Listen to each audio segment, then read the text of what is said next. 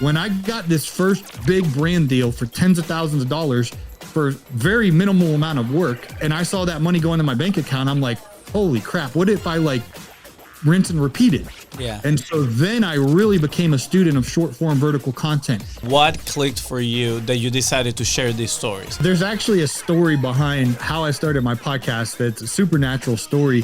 What kept you going? Because 100 episodes is not easy, right? Like, I'm sure like there were nights that you would come home tired and you're like, man, I have to record, right? Or I have to document this. Like, what do I got to lose? I'm single. I don't have a wife. I don't have children. I have time. I already have the equipment. So I was like, as an entrepreneur, I was like, I wanted a creator like challenge. We might need to go for a drive on some cornfields to see if we get some sort of vision like this one, man. It's absolutely amazing. I love it. Like, I wake up every morning and I'm like, I can't believe I get to do this every day. Like, I absolutely love it. Hey, I'm Luis. And this is Fonzie. And welcome to the Content is Profit podcast. In here, you're gonna get the insights, accountability, and drive to create consistently and increase revenue. You'll hear from top entrepreneurs, creators, and anything and everything you need to know about content. All this while having a good time. The goal of this podcast is simple: entertain, educate, and turn your content into profit. That's right, baby. We got the kiddos. Let's go. Hey, welcome back. Happy Monday as we're recording this towards the end of the year. We have a few weeks left. That is insane. And Fonzie, we have a special guest today. I know. What can you tell me about him? He's a good friend, you know. Met him a while back. Actually, he was introduced to us by Justin Moore, who came. Actually, I think he was the last episode. Yeah. And he was quick to recommend today's guest. He said, you guys need to have him on the show. He's one to have a super niche down podcast. He had a whole career building a business prior to that, did a podcast about the industry, and now he is a full-time content creator. I love it. Once he told me the story, once I met him, you know, for our super random 11-minute call, I was mind blown, and I said, we need to have you on the podcast, and I can be more excited about. Guys, I also have a surprise. If you're listening, you should go watch the video because we also have a surprise fourth guest. It's Fonzie's mustache. And, yes, I totally forgot. You know, I'm already desensitized about it. But yeah, I did shave the beard after a long time. After years. It's the first time ever I did this stash. So weird. Anyways, we're going to have to do an episode just you, the mustache, and me. But it's okay. Future special guest. Yes. Stash. Awesome. Well, Justin, again, thank you for the intro. And now we're ready to rock and roll, right, Fonz? You want to bring our guest on? That's right. Without further ado, guys, please, Paul Jameson. What happened? Paul, welcome to the show. What's up, y'all? Oh my gosh, Paul! I got secondhand embarrassment here with my brother pressing all the buttons. I was like, got so excited. Let's go, DJ mode. Here we go. Paul, how you doing, my friend? Good. I love your guys' energy. Appreciate it. Thank you, dude. It was amazing to meeting you the other day on our super random 11-minute call, and I was very impressed at your journey. And then checking your social media, seeing you as a full-time creator is very exciting, especially when you have such a niche down podcast, because a lot of people think they need these massive audiences, right? Which now at this point, yes, you have built a pretty significant audience, but I'm sure it wasn't always like that. So why don't we start, first of all, who's Paul and what was the business that you have before starting, your journey as a full-time creator? Yeah, totally. So my name's Paul. I'm here in the ATL, and in 2011, I was broke, busted, and disgusted, straight out of college, and I was really struggling financially. And so my rent payment was $928 a month, and every month I was doing whatever I could to scrape together the money to pay the $928. I was doing Craigslist. I'd see a mattress on the side of the street and I'd put it on Craigslist for $50 and I'd sell it. And then I would do, I was flinging vitamins out of my trunk. And eventually I found out that I could cut that grass and make that cash. So I started mowing lawns in the spring of 2011. And just because out of desperation, I needed to make money. And so I started cutting that grass, making that cash, and I actually enjoyed it. It was therapeutic to, make someone's lawn look nice. And then, long story short, I started doing that more and more often. And I wasn't able to make enough money to do it full time. So I was working at Caraba's Italian restaurant in the evenings, but I'd go mow grass all day. And because I didn't know, I was never an entrepreneur before, I didn't know my worth. I didn't know the market. I didn't know my numbers. I wasn't charging enough and it wasn't efficient as I should have been. So the first couple of years were, I called myself Chuck in the truck. I was an amateur lawn mowing guy. And, I'd go work at the restaurant at night just to make ends meet. But then after a few years, I really got locked in and I really started turning a profit. And I really, started working in some high-end homes and making, substantial amount of money doing lawn care and then adding landscape enhancements onto that. So then in 2018, I started a podcast.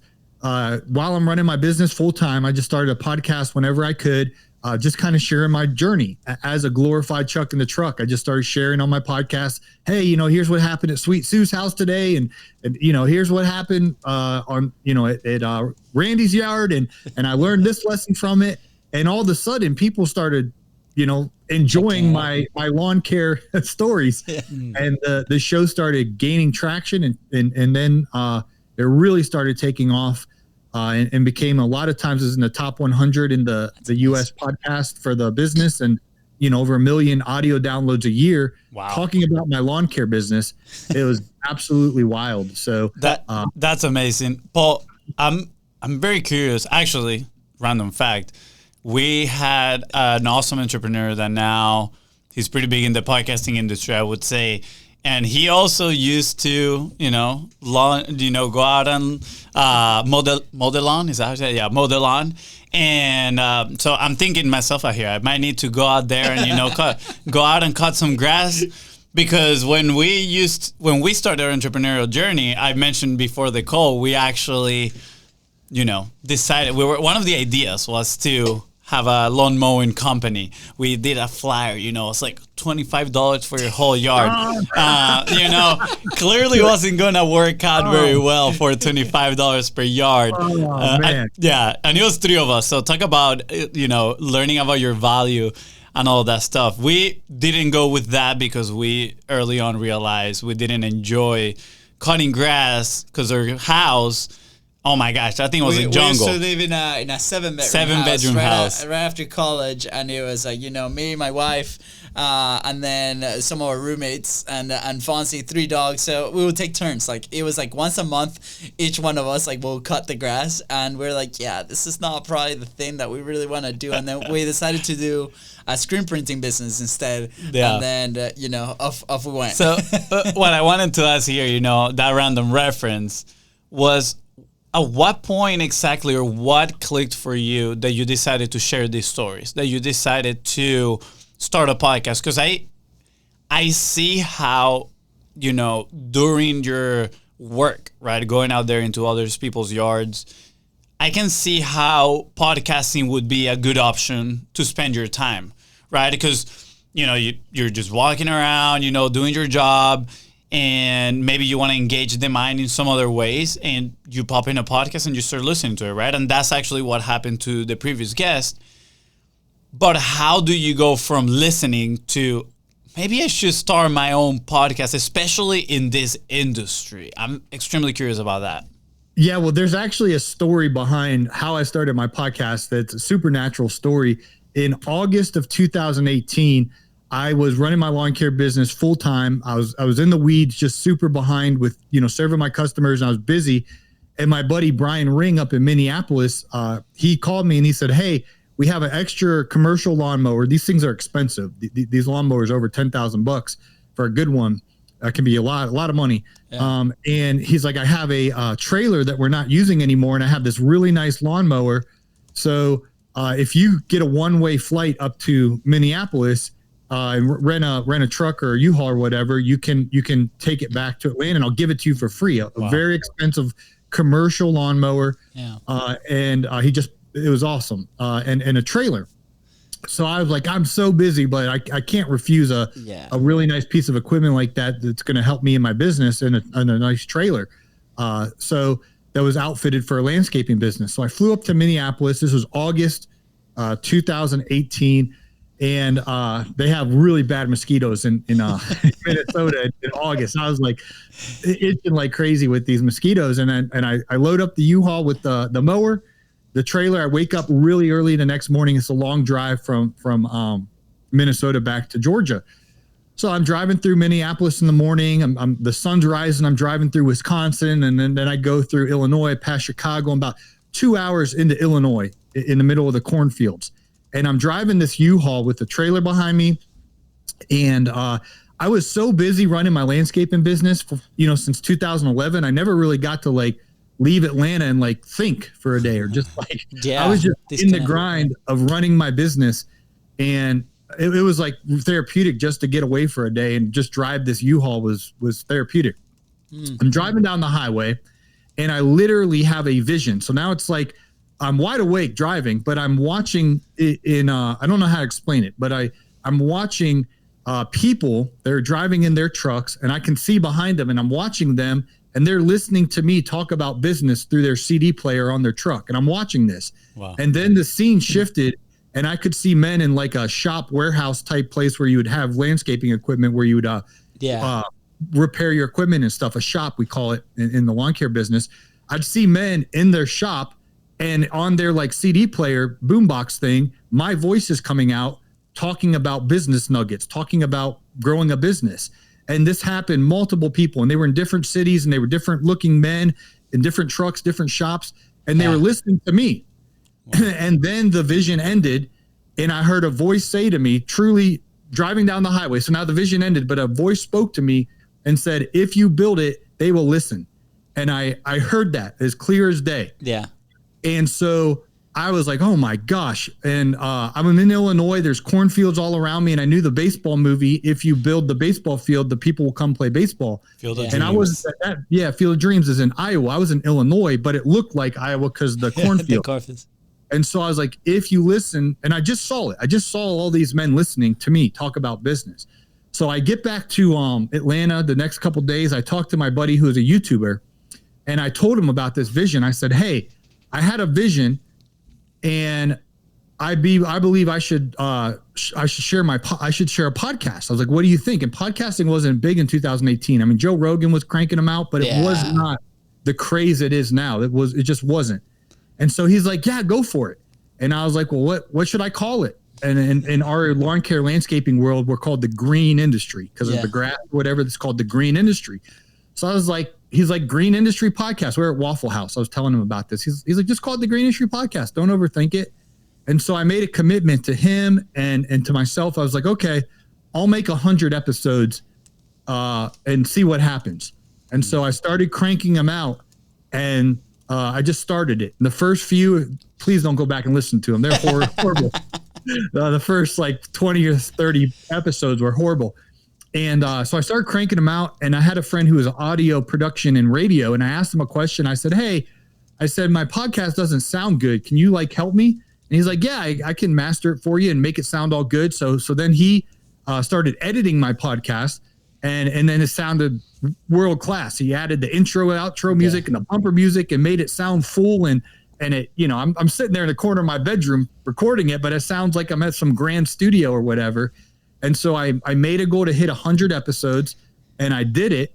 And I was probably around like episode 90, and my first sponsor reached out to me and wanted to pay me money to run an ad on my show. I couldn't believe it. I was like, that's crazy. Yeah. So that was 2018 into 2019. And then in 2020, I was like, well, what would happen if I make an episode every single day? And I started doing that in 2020, and the show took off and it was ranked 50, 60, 70th in the business world. Yeah, the charts and over 1 million downloads per year just talking about running a lawn care business. Like that laser focused niche show. That's so amazing. But huge congrats on your consistency and your commitment, right? Like we see it every single day, and there's a lot of people that want results real fast without thinking about like really what the commitment is going to look like. And we're not near like what your numbers are doing, but you know, we've also done like pretty well on our side and gave us a ton of opportunities. But it was because of that commitment to consistency. We're like, hey, we're going to be doing 3 times a week for as long as possible, right? Like that was like our mentality, right? Still going, still bringing amazing conversations. And on your side, like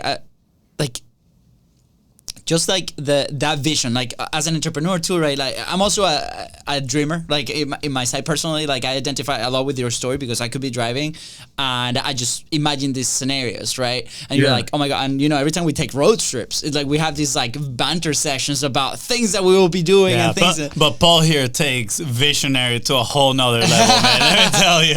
Yeah. But Paul, like the other day we had a lady come into the studio, right? And she has a cleaning service, right? She goes to these offices. We're about to send her this podcast. Yes, yes. And I remember she calling, and obviously we have a few questions that we asked before we actually go on a studio tour, and we just want to learn more about them. And I remember thinking, man, like, this is a pretty interesting concept, but I don't see it, right? We've been around so much content, and personally, I didn't see it. So then she came into the tour, we started talking, and she was so passionate about the things that were happening in her business, the stories, these characters that she encounters in these offices, and like her employees, and she was telling me all these stories, and all of a sudden, I was so invested, and then she left, I'm calling my wife, like, babe, there's like this podcast concept that we're working on with this lady. So exciting about like cleaning, you know, services story that I can't remember now how she's going to be calling this show.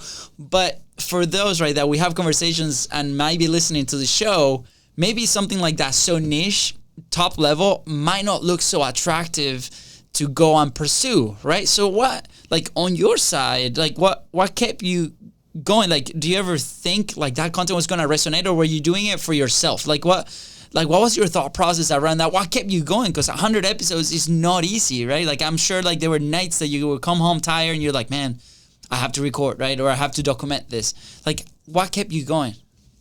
Yeah, so a couple things. And when I started in August of 2018 at Waffle House talking to my buddy Naylor, I didn't really have a rhyme or reason or plan. I just was like, well, I'll just start. And I didn't even have a publishing schedule. I'd upload an episode, and then the next week I'd be ambitious and I'd upload a few episodes, and then a month would go by and I didn't upload any. And so I was very inconsistent, and I didn't have a plan, but I enjoyed sharing the show. So when the sponsor came on board, and I had no idea, ironically, Justin Moore is now my sponsorship coach. And I think I've done like 15. He told me I have the record. I've done the most one-on-one calls with him. I think I've done 15 sessions. He is incredible. Awesome. Yeah. Justin Moore, the sponsorship coach, absolute amazing human being. Yeah. So I didn't meet Justin yet, and so I made my first sponsorship deal, and they had purchased 75 podcast commercials. And so that was, first of all, it was way too much, and my price was way too little. So what happened, to the God honest truth, is I just want to be a man of integrity. So I'm like, well, I have to make 75 more now because I they're going to pay me. Yeah. And so I, just to serve my customer, the jobbers, the CRM, the sponsor, I had to create the episodes. Yeah. So then I'm 175 in. And what happened at this point, another person in the lawn care industry, Brian Fullerton, he reached out to me in a consulting way. He's like, hey, I'll pay you if you come up to Michigan and set me up a podcast studio and teach me how to do this. And he's a YouTuber. Okay. So he had like a couple 100,000 YouTube subscribers. So he was teaching me about YouTube. He's like, you have to have a publishing schedule. And so he's like, what I'm going to do with my podcast is, this is 2019. I'm meeting with him on November 2019. He's like, my publishing content or schedule is going to be Monday, Wednesdays, Fridays. And then he's like, without fail, I'm going to do a podcast Monday, Wednesday, Friday. And I didn't even have a publishing schedule. So he motivated me. I was like, oh, that's how the YouTubers do it. They have a schedule. Because I was just willy-nillying it. Yeah. And so what happened was, he motivated me. So I started doing Monday. I forget what days, but I did 2 or 3 a week. Yeah. And then I realized, you know what? I could do every day. Like, what do I got to lose? I'm single. I don't have a wife. I don't have children. I have time. I already have the equipment. So I was like, as an entrepreneur, I was like, I wanted a creator like challenge. So I was like, I'm going to try to do daily and just see what happens. Yeah. And that was at the beginning of 2020. And so at the beginning of 2020, I was like, I'm going to see what happens. So every morning, 5 a.m., I started uploading a schedule, and my download numbers went through the roof. Like amazing. I don't know if I 10x'd or what. Like I literally started getting 150 to 160,000 downloads per month talking about lawn care. Wow.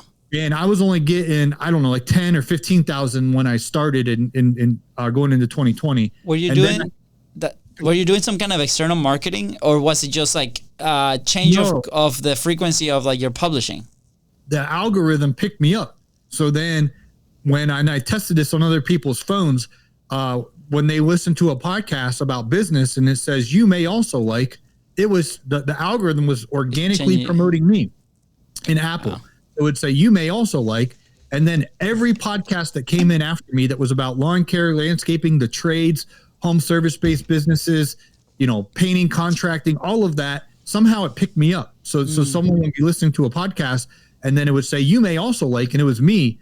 And so if I wouldn't have changed my publishing schedule to daily, I don't think I would have got the wings to soar and take off like I did. So once I started that in 2020, my audience began to kind of count on me as the morning show. Like, hey, every morning, Paul, I know if I tune you on, I'm going to get some kind of motivation or business nugget about life. And so then I just now I'm like, awesome. I feel an obligation to my audience to be there for them every morning. That's amazing. First of all, I got to share this comment from, a couple of minutes ago. I've been stuffing it in, but you mentioned, my story is it was very normal. And then you share how you were driving on the cornfields and you had this vision. And I was like, wow. I was like, that is absolutely amazing. First of all, I don't know if normal, but what I'm thinking is we might need to go for a drive on some cornfields to see if we get some sort of vision like this one, man. It's absolutely amazing. I love it. Well, what's crazy is the visions come to pass. And that doesn't happen every day. I don't have a vision from God.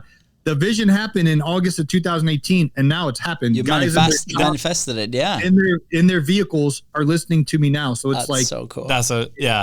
It's a finished story. It happened. Exactly. What I saw happened. It's amazing. I love we believe in manifesting your reality, and that story literally gives me chills. I'm like, wow, that is so cool. And props to you for chasing that, right? Because a lot of people might see that and then just discard it as a crazy dream.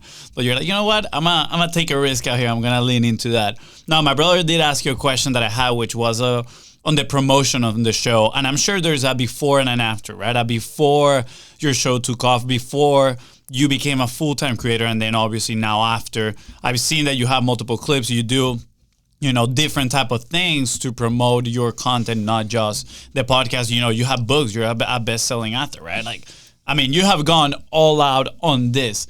But at first, I'm curious also on, let's stay on the before being a full-time creator. When you were creating your podcast, one of the challenges most people have is the quality of their content, right? They get stuck on trying to make it perfect, and then eventually the content doesn't really make it out. You had this 100 episode commitment, then you had the sponsor, which in a way added a little bit of extra pressure and extra commitment. And like you say, you're a man of integrity, so you had to finish those 100 episodes no matter what, because they were paying for it. But a lot of people can get stuck, and maybe their timeline can extend because of that perfectionism, trying to make something that is really, really, maybe beyond what their bandwidth and capacity allows. Mm-hmm. So what was your focus at first when you started doing that? You're like, I'm just going to sit down. I'm going to write something. I'm going to talk about it. I'm not even going to write. Do you diminish friction on that creative process in some sort? I'm curious to know a little bit of that process on the before, and now how that process looks now. How do you structure your episodes? Are you having hooks on purpose, right, to try to retain people to listen? Yeah, so totally. So 2018, 2019, in the beginning of 2020, I basically had a microphone set up in the corner of my bedroom. And one tip that I would share or that helped me is it was very easy for me to record an episode. So if I got home from mowing all day, and I have crazy stories from rattlesnakes chasing us to knocked a customer's mailbox over to I got a really, really funny story about something we did. And I'd have these crazy stories. And so I'd be out working during the day and I'd be like, oh, I can't wait to share this. And because I don't have a wife to come home to be like, hey, baby, here's what happened at work today. I'd come home, I'd have grass all over me. I'd be sweaty. And I would literally be excited to turn the microphone on and be like, you guys will not believe what happened today at Randy's house. And I tell the crazy story of what happened. And my audience could relate so much because they all this stuff that's happening to me, they're listening. They're like, oh, dude, that's like as lawn care and landscaping in our community, we just have crazy stories of being at people's houses and the crazy stuff that we see. So I would just naturally just share that 2018, 2019, 2020. And then in regards to TikTok, that came out in 2019. And so I dabbled with TikTok. Gary Vaynerchuk's like, you got to get on TikTok. And so I did in 2019. Charlie D'Amelio was on there and Addison Ray and me. There was like three. I was like, there's barely any people. And so I had 64,000 followers on TikTok like that. Like I just started making a few videos and I regret that I didn't take it serious. So I actually then in 2019, I got a whole bunch of followers and then I deleted the app because it was wasting my time for like 2 years.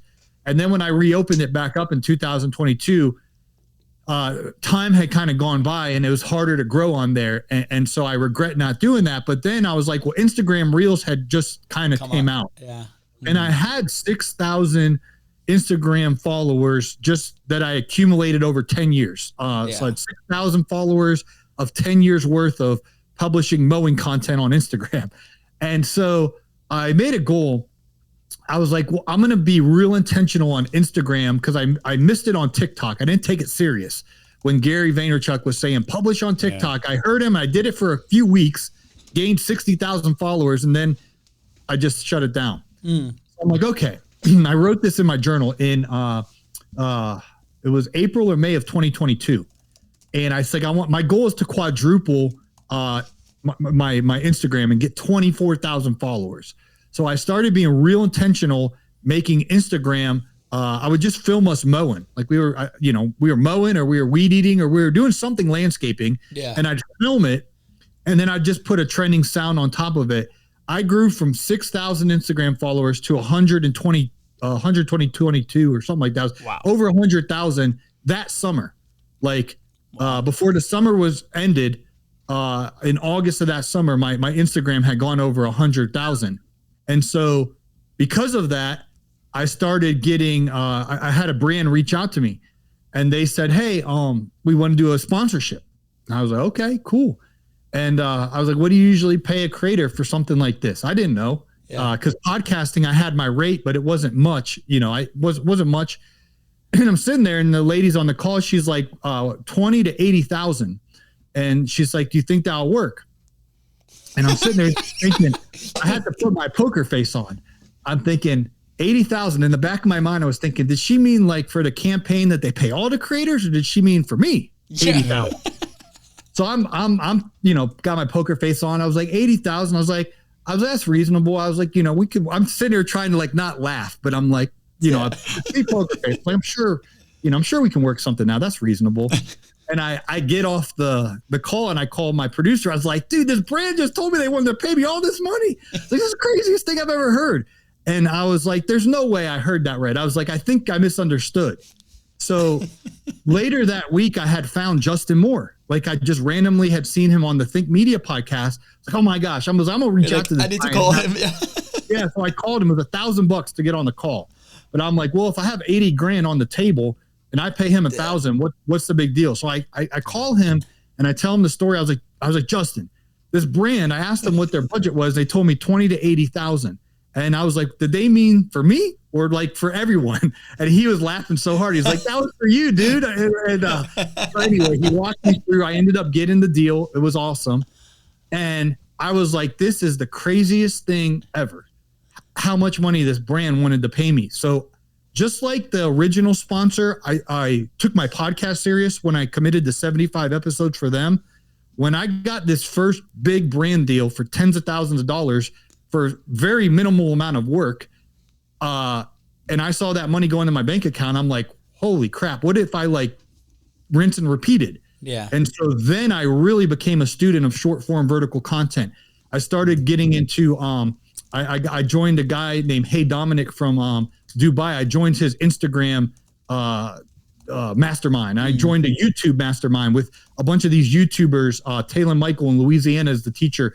And I joined their mastermind for YouTube. And I started learning all the, how do you master short form vertical content? So that created an evolution of my podcast where now it's like, we make a long form piece of content and then we cut it up into short form pieces of content from that and put it on LinkedIn and TikTok and Instagram and YouTube Shorts and Facebook. So now I have a whole machine where every single day I'm putting out audio content, LinkedIn content, Facebook, YouTube, Instagram, without fail, pretty much at the same time every single day.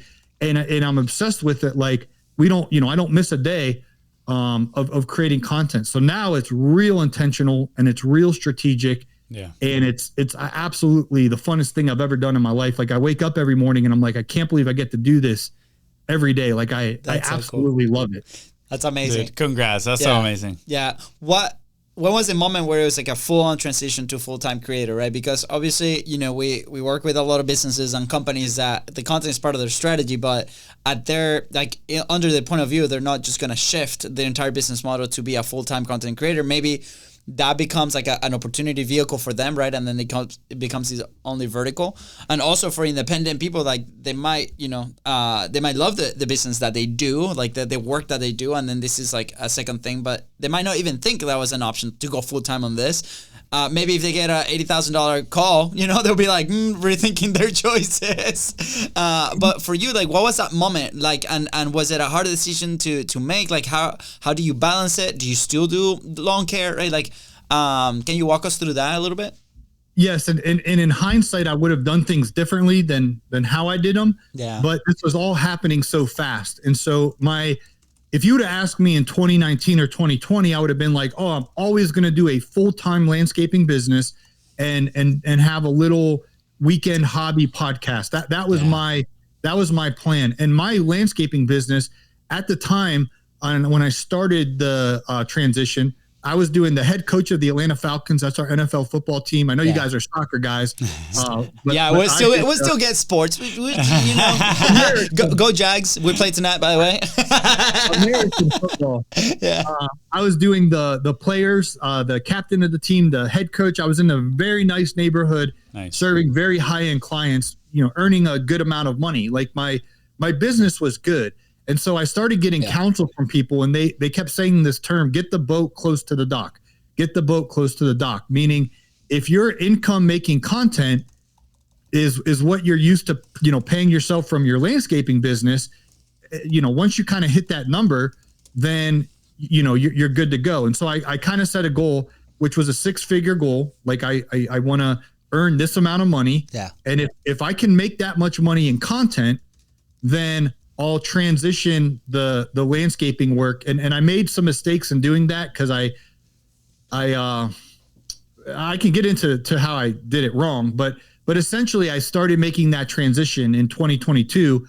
And then last year in 2023, I just did 100% content. So I still have a landscaping business and I'll do a job here or there, but it's in the, it's the side hustle now. Wow. And the content is the full-time. My 40 plus hours a week is on making the content. And then if I want to do a job, just because I genuinely, it's therapeutic for me to go do landscaping work. I enjoy it actually. I'll go do that as more of a, a side hustle. I don't need the money type thing. Yeah. I bet it feels good to get outside and then do something that you did for so many years, right?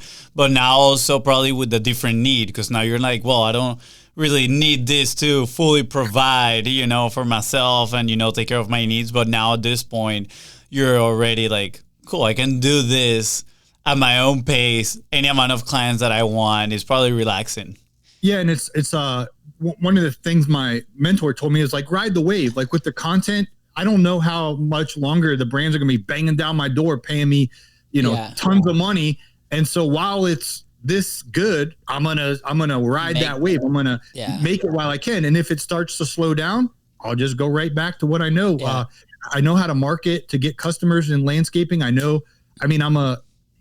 have no problem going back to the lawn care landscaping as a day-to-day. Yeah. But I would regret being out there all day wondering, well, what would have happened if I took content serious? Because I already have the sting of missing it on TikTok. Again, in 2019, in the spring, Charlie D'Amelio hadn't popped off on TikTok yet, and Addison Rae was, and them girls hadn't. They popped off that summer. Yeah, I was on TikTok before they blowing up. Wow. And I didn't take it serious. I was like, ha ha ha. Like my brother was like, dude, you're never gonna get a girlfriend being on TikTok. You need to do this. And like I was being made fun of because I had a TikTok account. Not only did I have a TikTok account, I was getting millions of views and getting thousands of followers a day. And then I literally like, oh, okay, yeah, I got to get off that. And so I have the regret of like, what would have happened if I would have kept being a TikTok content creator? It would have changed my life probably. But now all I have is the wondering, well, what would have happened? So I don't want to have that again. And I'm aware that these waves of demand on Instagram or Facebook Reels or YouTube Shorts, like you got to be timing it right. You have to be on these platforms at the right time, the right place at the right time. And grass will always grow in Jacksonville and Atlanta and Georgia, Florida area. Like 10 years from now, the grass will still need to be cut. So I always have that to go back on. So I'm just like, for now, I'm making content and absolutely loving it. Hold on. I'm very curious because what, since you fill out our amazing form and you send us all the links, thank you, by the way. I tuned into Instagram and I just like put it on autopilot and started like looking through your formats. I love, like, that's one of the things that I really like to do is kind of what formats are we doing? Where are the questions that we're using? What waves on like topics or what waves on locations, right? Like, because obviously there's different formats. You talked about your long form into short form, right? So you have your interviews, whether that's your podcast or somebody else's, right? And then you have those clippings. So we call that safety net for a lot of people, right? That it allows you to create a lot of consistency for a long time. But also you have these amazing clips that you go to events and you interview other people and you ask these random questions like, what was the craziest thing that happened? I remember this guy was like, oh yeah, this guy like was trying to rob me in my truck, and then he told me that he was looking for a job, and we're like, what? And then they try to rob like our like the whole where the storage unit or whatever. And it was like, this is crazy and this is super entertaining, and I got like really sucked into those stories, right? So can you walk us in our side internally for our team? We call that content ecosystem, right? So you have your long form into clips, and then you have those individual clips. Can you walk me a little bit through what you guys do now on your content ecosystem, right? You guys do the short form at events, right? Kind of interview style. You do your long form. What events do you leverage? Do you leverage situations in your day-to-day to create content? Like, what can you go us through that map? Yeah, absolutely. So the man on the street content that you're referring to, we have a couple big industry events that happen. We have 30,000 landscapers that go to Louisville, Kentucky every October for our biggest event for our industry called the Equip Expo. And you guys like soccer, correct? Yeah, absolutely. So the way I view it is you have your soccer stars. And forgive me, I'm not too much into soccer. You have a guy named Ronaldo. It's okay. You can say Luis. Come in, Luis. It's fine. Luis and Messi, is that a soccer player? Yes, that is correct. I mean, I'm a little above him, but it's okay. For those that don't know. So Luis and Messi and Ronaldo, but you also have media that their full time is like they go and they interview Messi and they interview Ronaldo and Luis and whoever the soccer stars are. They're the media, and so the way I view myself is we have these like lawn care celebrities that have a bunch of YouTube subscribers and everything. And so I view myself as the media, like I'm serving my industry. Like people they want behind the scenes of Ronaldo or Messi or whoever. Yeah. I don't know much about soccer. It's okay. No, you're good. You're crushing it. Yeah. but people would love for someone to go up to Messi and be like, hey, Messi, and do an interview. And they feel like they get the behind the scenes. Yeah. So I go to the events where all the big names in our industry are at. and I go as a media person, and then I ask them questions that I know will perform well on social media. So stories perform well. Money stuff performs well. So I have a set of questions I ask them, and I'll say, hey, tell me the craziest story that you ever had. And I have a man on the street. So I pay a local videographer. He'll meet me there, and he'll set me up with the mic, man on the street mic. And then I'll have hours of raw footage.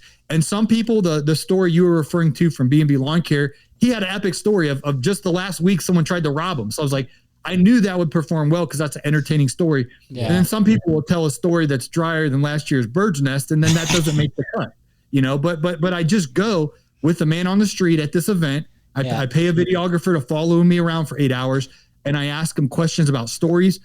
People love money questions, so I'll be like, "What's the biggest landscaping job you've ever done?" And people will tell the story, and I'll ask them what their biggest mistake was. And so I ask these questions that are clickbaity that I know will possibly go viral, and it's all organic. So I don't tell them. I try to make it as natural and organic as possible. Yeah.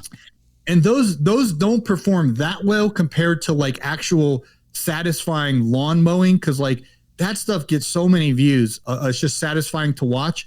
So I call them content buckets. So I'll have a content bucket that I know will get a lot of views, which is lawn mowing or pressure washing. That's just people like watching something go from ugly to clean or dirty to clean. And so I post that content, like 1 out of every 3 or 4 posts. And then I post the entertaining stories that I go from in-person events. That's a content bucket. And then I just create content that's fun for me. They're like my wild cards of, I'm going to go golfing this afternoon. I'm going to go film it and just make some footage of us out golfing. Or this morning I was at the gym and I just filmed my workout and I threw up that. It's just kind of a wild card. So a little bit about me, a lot about our community, and then a lot about the actual equipment performing the satisfying work. And then I also will record podcasts at these events because you guys have a world-class setup. So we can have good audio between Jacksonville and Atlanta, but most people don't have a nice studio like you, especially that are in lawn care landscaping. So if I try to interview them over the phone, they're like driving with their truck window down and the audio stuff. So I try to go to these events where I know other industry leaders are at. I'll set up shop with my roadcaster and equipment, and then all batch record at these events, 7, 8, 9, 10 in-person episodes, and the audio is great. And usually everyone at these events are in a energetic, like happy mode because they're away from their hometown. They're at an event. They're in a good mood. It's easy listening for my audience because it's just a fun conversation. So absolutely, I go to these events and I just batch. That's so much hard work. I wake up real early and I create content all night, like till wee hours of night. And I do that at the event in Louisville. I was at an event in Michigan. I'm hosting an event in Alabama, and I'll just at these events, I'm just creating content. I love it. That's amazing. Do you have an editor like that works with you apart from the videographer, or is it just you? Yeah, you guys. So the videographer, I found him off Thumbtack a couple years ago. I hired him. I was like, hey, I'm coming to your city. Can you follow me around with the camera for a few days and just give me all the raw footage afterwards? So he's like, sure. So we did that, and he was so good. He's like, hey, if you ever need me to go to another city, just let me know. So I'll be like, hey, I'm going to be in Detroit, Michigan on these dates. We'll be in Alabama on these dates. And so my videographer will actually fly or drive from Louisville, meet me in the city. We have great chemistry, awesome. Like everything. Like we just know how to film it and audio to sound good. So then from there, I just upload it to Google Drive, and then all my video editors, one of them's in India, and all the other ones, male and female, are in Philippines. So I'll put it in Google Drive, and then I have a short form vertical editor. I have a long form editor. I have 3 different video editors. Yeah. And I like to have 3 just in case one's. Yeah.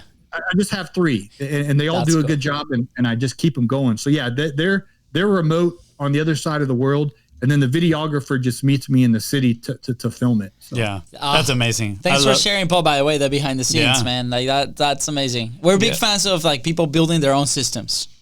So I that's why we asked that question. I'm very excited that you got open the door. And you can tell you're very passionate about it. I want to make a comment about your content buckets, right? And this is something, I don't remember who I heard it from, but it was, they were using the 80-20 rule in a way, but pretty much using, what they know what that performs. Just keep creating more of that because you know that it's performing. But at the same time, you always should be testing a percentage of your content to see what's new, what's going to pop up. Or even if it's content that you enjoy doing even more, right? It's like, all right, well, let me try these new things because I enjoy doing this better than the other type of content. And then that might explode. And then you can allocate some of the resources to creating more of that. So I think that's pretty good what you're doing with the content buckets. Now, my heart is breaking because I have so many questions for you. Time is running out, so I might have to pick in here. But something I noticed when I visited your website is that it feels like you now also realize the potential of having an audience, right? And not just from the sponsorship side of things. You were mentioning, hey, I gotta ride the content wave while it lasts because again, grass keeps growing, but we never know when this is gonna last. But me looking at your website now, I notice that you have courses, right? You have books, you have all this array of products that clearly are being sold to your audience, right? Because you're helping them, you've done the work, you've grown your landscaping business. And I'm curious a little bit about that as well, right? Is that recent? You just started that? How did you realize that there was an opportunity in there? And how has that process been to create, courses, maybe a curriculum, growing a community of, landscapers? Yeah. So a few years ago on my podcast, I started talking about we have to raise our prices. We have to raise our prices. And you joked at the top of the program that you guys were going to charge $25 to cut someone's grass. And so we always laugh at how the low ballers are what we call them are out there. Like, you guys got to raise your prices. And so people would start messaging me like, well, how do I raise my price? And I was like, well, I just emailed my customers and told them like, hey, I'm raising my prices. I got to absorb, my costs are going up. I got to absorb those costs. And I'll just email my customer. And they're like, well, what do I say? And I was like, well, just say this. And they're like, well, can you send it to me? And so I was like, sure. And so I sent it to them. And then this happened so much, like people didn't know how to communicate to their customers that they're raising their price. So finally I was like, my one buddy's like, just make like a little template of what you like, copy and paste the email you send out, make a template and just sell it. Yep. Oh no, the Wi-Fi. I wonder if it's ours. Well, that someone could buy it. And these things started selling like hotcakes. I mean, hundreds and hundreds and hundreds. I'm like, what in the world? And so then I was listening to my audience and they would always ask me about number stuff. Like, how much should I charge? Like, just money questions about the business side of things. So then I just put together, basically a frequently asked questions of how to know your numbers, how to know your break even point, what to charge to be profitable, all this stuff that I was getting asked all the time on one-on-one coaching calls and things of that nature. And I packaged that into a course. And that sells like hotcakes. So what I'm actually doing, I'm working currently over the next couple months, and we're revamping the website. We're making it world class and really fine tuning our offerings and things of that nature. So yeah, there's a huge audience there, awesome. to serve my listeners with what can kind of fast track their learning. And so that's something that I'm. If you would look at like my revenue as a pizza. The sponsorship is the biggest slices. It's the sponsorship is amazing, but I also am, creating the courses and the documents, and I offer one-on-one coaching to help folks grow in their lawn care landscaping business as well. So yeah, there's a big opportunity for that. But I don't want to have all my eggs in one basket with the sponsorship stuff, but it is still like the best thing going right now. That's amazing. Definitely diversifying that revenue. I love it. And I'm looking at your website. It's great, by the way. If it hasn't gone through the revamp, this website is still pretty cool. So absolutely amazing. Now, I'm curious you mentioned that you like to ride these waves, right? So what is the current wave you're seeing? Because on our end, right now, a little bit of background, we have an agency where, we actually produce short form content. We help clients. We actually grab this podcast. We create short form content out of this. And we're noticing that on Instagram, Reels are decreasing their reach, right? Now people are testing a little bit more of like carousel videos and whatnot. But I'm curious, what are you seeing on your side, right? As a full-time content creator, what is that new trend that you're trying to jump into that you want to leverage? Yeah, well, I would say Facebook Reels is doing pretty good for me right now. Yeah. I would definitely recommend the Facebook Reels. And then this is something that I'm in the beginning stages of, but LinkedIn is something I'm really trying to figure out, because the sponsorship deals that I'm trying to do with these big brands, those decision makers are all on LinkedIn. So it's a whole different animal from TikTok. It's a different, you got to post a different style of content there but I'm trying to get better at LinkedIn. So I would say Facebook Reels, YouTube Shorts are my two best performing right now. Instagram's definitely difficult, but I'm not giving up on it, or TikTok. And so every day I post on all four. Facebook Reels, Instagram Reels, TikTok, YouTube Shorts, every day, no matter what, I'm going to post on there. And I'm also getting a little bit better at LinkedIn. And so the trend is your friend. Just finding out what the trend is and riding that wave. And so I like that. I like that perspective. The trend is your friend. I don't think I've ever heard that before, right? And I know a lot of people, and I might actually put myself in that bucket, fight a little bit against that, right? Against the trend. I don't want to be like anybody else. And, you mentioned Gary Vaynerchuk before. I don't know why this, like, thumbs up bubbles keep popping up on the screen. They're kind of funny. But, you mentioned Gary Vaynerchuk before, and I remember watching a video of him talking. This lady asked him a question. It's like, hey, Gary, I don't want to be like everybody else. I don't want to just create content of this trends, etc. And he's like, well, do you want eyeballs on your content? It's like, it's like, that is your door to reach a lot of people, so then you can help him out with whatever it is that you want to help him out. He's like, you got to leave your ego aside and follow the trend. And there are also ways that you can adapt those trends to you, right? It's not like you need to go on TikTok and dance. I'm pretty sure, maybe you have some of those clips at the beginning where you were kind of like dancing and whatnot, but at the end of the day, when people find them, it's kind of like a gateway into the rest of your content. So I really like that perspective. The trend is your friend. Now, if you were starting over today from zero, right? Let's say somebody's listening to this and they're like, dang, Paul is the man. I want to build a business. I want to become a full-time creator. I want to have my pizza the most amount of pizza slices be from a sponsorship, but I also want to create courses. I want to make a living out of this. What would be your first steps if you were starting again? And let's say you have your main business. And you guys had Justin Moore on the previous episode. So everything I'm about to share, I learned from him. So I'm sure he explained this more eloquently than I would explain. But if you can understand this paradigm shift here, is that these big brands, okay, in our industry, it's Lowe's and John Deere and Home Depot and those big brands like that, right? They make billions of dollars a year in top line revenue. On average, they set aside 5 to 7% for their marketing budget for the next year. So that's hundreds of millions of dollars, or in Lowe's case, $1 billion+ in these big marketing buckets. And back in the day, they spent that money on television ads, on radio ads, on newspaper ads, on magazine ads, on billboard ads. And some of these old farts still spend some of it on that stuff. But they're shifting the money in the scope of millions and millions and millions of dollars to where the eyeballs are. Where are the eyeballs at? Tickety talk, right? Yep. Facebook, Instagram, YouTube. The Green Industry Podcast, right? Content is profit. That's where the eyeballs are at. Podcasting, absolutely. And what Justin Moore, and again, I can't thank him enough.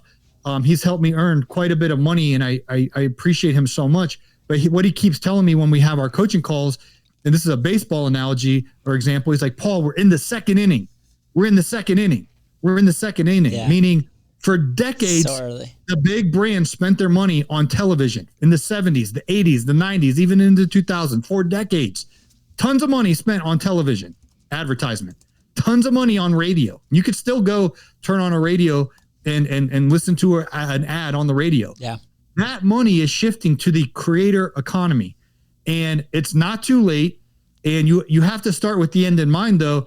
If you want to get sponsors, like what kind of content? So I'm in the lawn care space, so I know, well, companies that sell lawnmowers, I'm a perfect candidate for it. So just kind of figure out, like, well, what brands would be interested in your content? Like, are you into fitness? Are you into mowing? Are you into whatever the thing is? And make really, really good content. Like, my Instagram is my portfolio, and John Deere and Lowe's, those big billion-dollar companies, they reached out to me. Somehow somebody that works for those companies found my content, went to my website, filled out my intake form, reached out to me.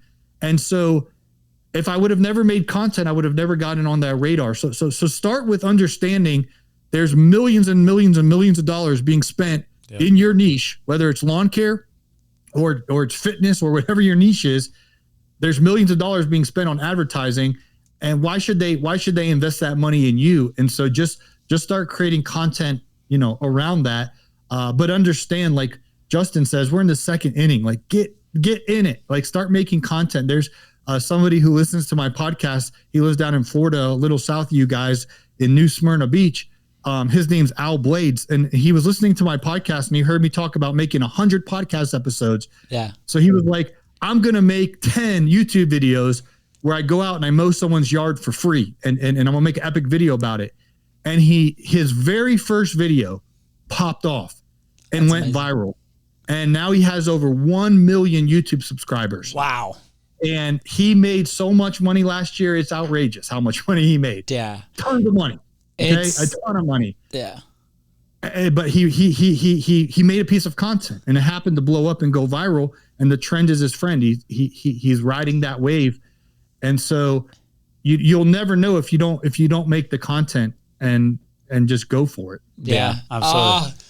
I'm thinking here, we're going to have to go set up shop in somebody's yard and record the podcast or something like that. We're going to have to find some creative ways to, because that's the other thing, right? That's a very creative way to showcasing the business, the skills, right? Going into somebody's house and be like, hey, look, I'll do your yard for free. And I'm pretty sure I've seen these guys' videos. His name's Al Blades, and then there's another guy, SB Mowing. I think the SB Mowing is the one I've seen. The one you've seen, yeah. I have a few popped on my, and I personally, I'm not like that deep into the industry, and I watch these videos completely. I'm like, ooh, it's so satisfying to see the end product. I'm like, wow, that looks nice. I think it's about, because maybe a lot of people listening right now, it's like, oh my gosh, like I need these technical skills to do it engaging, right? And if we go, for example, to Paul, your videos, I mean, clearly, like for our trained eye, we're like, there's an editor behind this, right? Like, and they're amazing, right? They're structured in a way that are engaging and super fun and fast paced, and all these graphics pop up, right? So. But that for somebody that might be starting out might look a little bit intimidating, and that's okay. That's normal to feel that way. But also, right? Like if you go through the behind the scenes videos or like those reels where it's just one camera setup and they're cutting the grass, and it's a speed up and there's a voiceover that you do on the app. Like all these apps make it very simple and easy to create, and they're gonna actually walk you through that process. So all you gotta do is like just try, be like, this is my prototype video, I'm gonna do one, right? And I'm gonna use the app so I can learn the basics, and then from there all these ideas are gonna come up. And it's like, how can you create something that you're proud of, that you're excited to do? Like Paul, like you were so excited to come home and tell those stories, right? Like, and that kept you going for a long time. And for us, like these conversations are exciting. Like this is why we do this like 3 times a week, like if not more, probably. Like we're planning our year to see if we can do more of these or more shows, like different concepts, right, for next year, because we love it, right? So, dude, Paul, the episode has been full of golden boulders, man. Thank you for opening the doors to your business, to your story, to your content creation process. I think it's gonna help a lot of people that tune into the show to like move the needle forward, right? If they have a business or they're trying to figure this out. Yeah, this has been a lot of fun, Paul. And, we've covered a little bit of being broke, busted, and disgusted, cutting that grass and making that cash back in 2011, and then to your commitment of 100 episodes, right? Which was absolutely impressive. But then landing this sponsor and making that commitment even, I don't know, more of like an iron fist commitment in there. And then later on becoming a student of short form vertical content and sharing some of your awesome strategies like the content buckets, right? You've shared so much today. I'm so thankful. This has been absolutely amazing. But I do have one question, right? And anybody that goes to your YouTube channel, right, is going to see the video that you have pinned right there on top of your channel. Hopefully this is the right YouTube channel. Is there like the shot, the half court shot? Is that you're looking at my other that's my little brother. So that's your little brother. I was gonna say, is that you? Because like he used a different name, and I was like, did Paul went with a different name on this video? Yeah. So that's my personal YouTube channel, Paul Jameson. I have another YouTube channel called Green Industry Podcast. Awesome. My little brother was at a basketball game, dude, and he shot a half court shot, and they asked the pretty blonde sideline reporter, says, "What's your name?" And he said, "Most people call me Robbie, but you can call me anytime." And then the whole arena started laughing, and he went and he shot the ball from half court and he made it. And the arena exploded. And then the very next day, it was on Sports Center on ESPN, Barstool Sports with Dave Portnoy. They published it the next morning. The Sports Center opened up with his shot, and it went so viral. Whenever I go somewhere with him, he lives in a different state. He lives in Columbus, Ohio. But when we go on vacation, people be like, "Oh my gosh, are you that dude that made that half court shot?" Like people recognized him. And that's amazing. When I saw that video, I was like, this is legendary. That phrase, right?